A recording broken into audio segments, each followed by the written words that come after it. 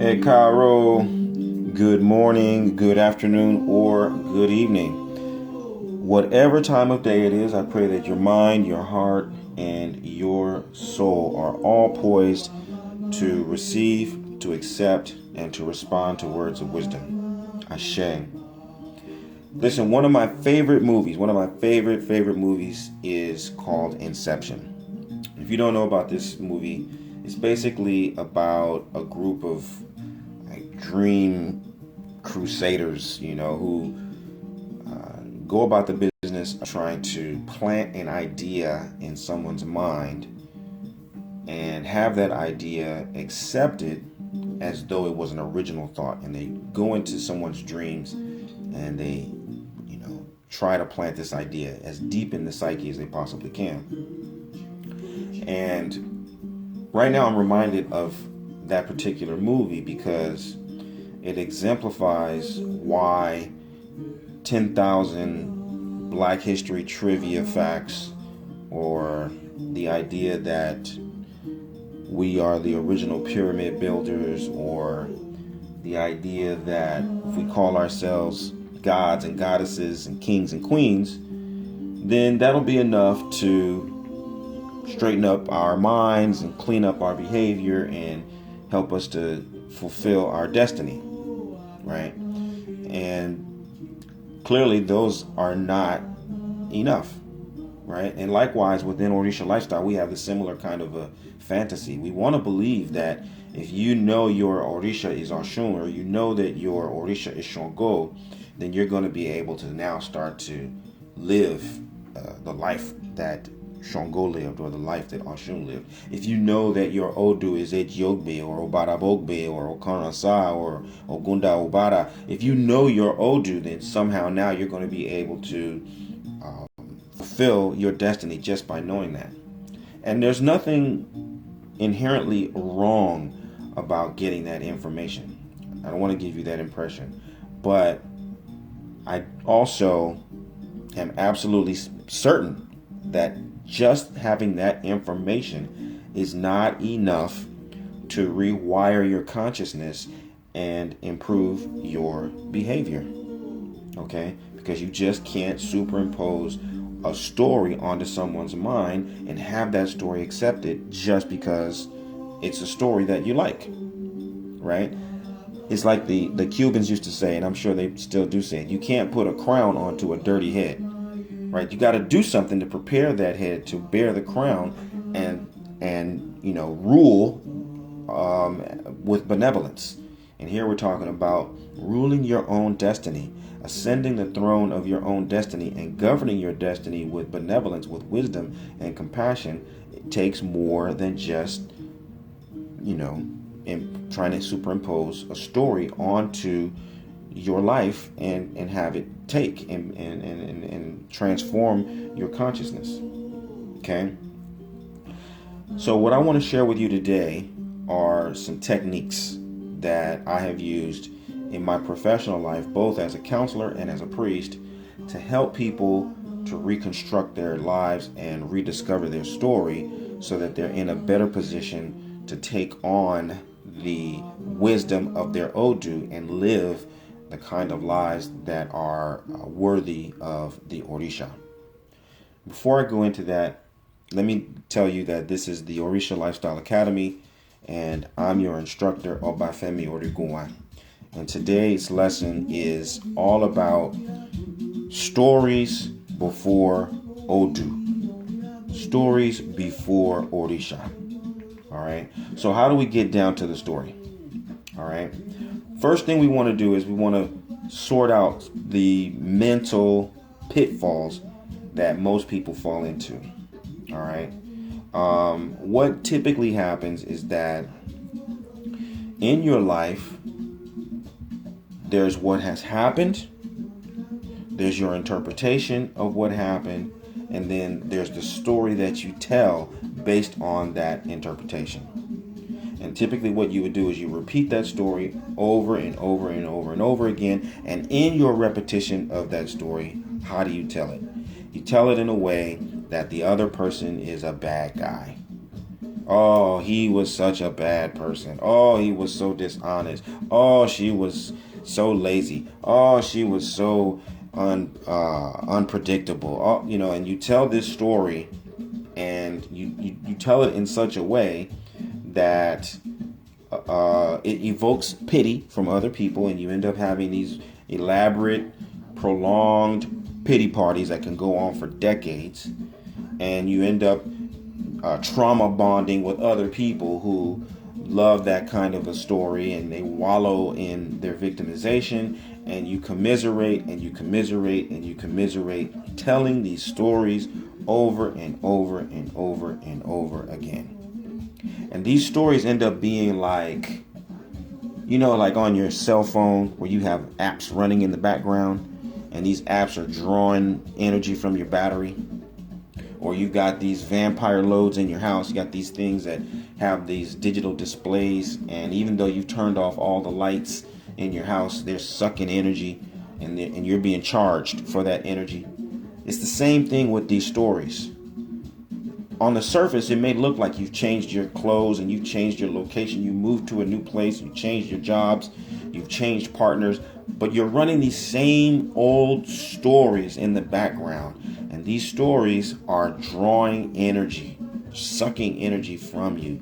They're derailing your ability to really fully show up and be present and take advantage of the blessings that are before you in the moment. And so it's important that we make a distinction between what happened, your interpretation, and the story that you tell based upon that interpretation. So how do we do this? The first thing that I want you to do is I want you to do what I would do. Okay? Play the role of an interviewer and just ask yourself a basic question. How did I get here?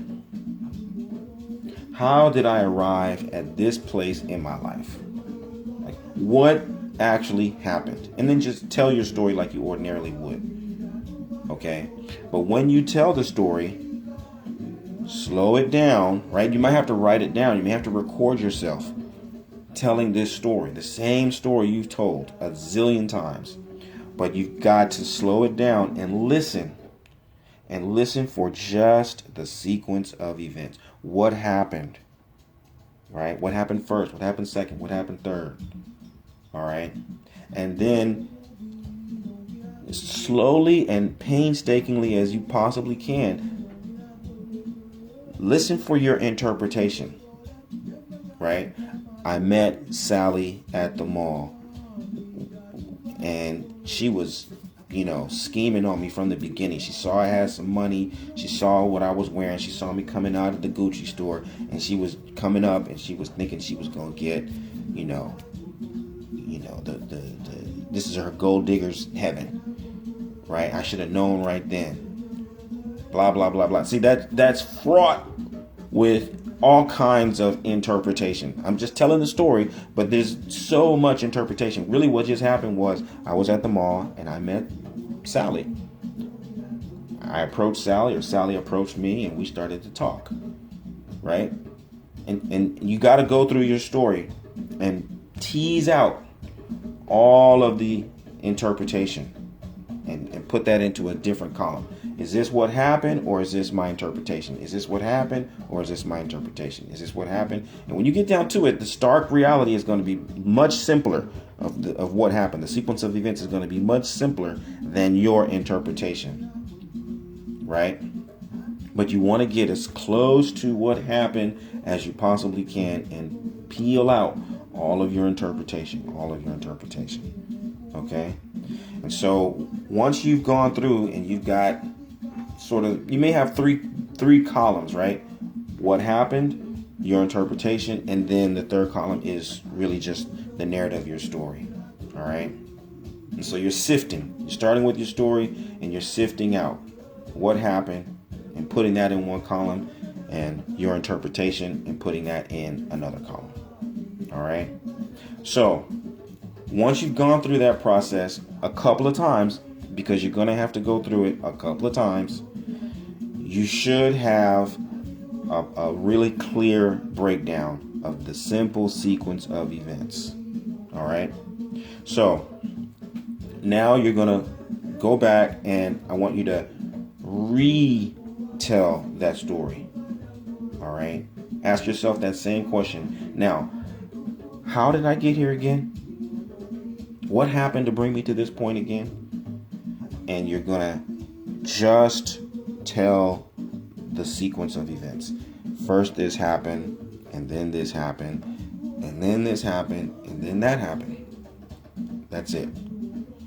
And then you're going to ask yourself an objective question, right? What are three ways? You're going to challenge yourself, right? What are three ways that I could interpret these events? You know your old interpretation, the interpretation you've been telling for the last 6 months or the last 6 years. You've got that part. But now what I want you to do is explore another interpretation. What's another way that I could interpret this sequence of events? Okay? And one way that you could, help yourself to interpret it is there's the interpretation that I've already been using. There's a wild interpretation. This is a crazy, highly unlikely interpretation of what all this means. And then there is another probable interpretation, right? So I met Sally at the mall. A wild, crazy interpretation of all that is that she was sent by, Satan himself to interrupt my life and derail my destiny. That's a wild and crazy, possibility. My enemy hijacked her mind and she became possessed, and she was operating by remote to come and just destroy me and eat my brain. That's a crazy, highly unlikely. It's possible, but highly unlikely possibility, right? And then a more probable situation is that, Sally was just a person who was coming out of another store. She was coming out of Victoria's Secret when I was coming out of the Gucci store, and they are, facing one another, and we happen to run into one another. That's probably what happened. And we hit it off because we're about the same age, or we had some very similar interests, whatever. That's more likely. Okay. So it may help you to give yourself those three buckets of interpretation. Once you've got the sequence of events, and then you can start to examine, here's my existing interpretation. This is what I think is what happened. Here's a more even crazier version of the story. This is an even wilder, more outlandish version of what interpretation. And then here's something that's probably more realistic. This is probably closer to reality. Okay? Now, as you go through these different interpretations, what I want you to do, and this is very, very important for restoring your story, recapturing your story, and really cleaning it up. Just focus on you, right? Focus on who you are in the story. Focus on where you come from in the story. Focus on why you're in this particular situation. Focus on how you got there. Focus on where you're going, on your intentions. Focus on your motivation, on your vision. Focus on what you want to accomplish in the midst of that story.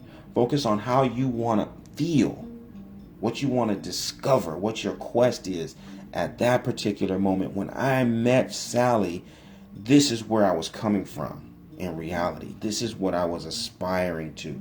These are the things that I wanted to accomplish. These are the ways that I wanted to feel in that time of my life.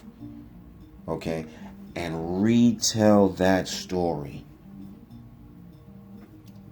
when I was at this stage of my life, when I was seeking these things, I met this person, and this is what happened between us.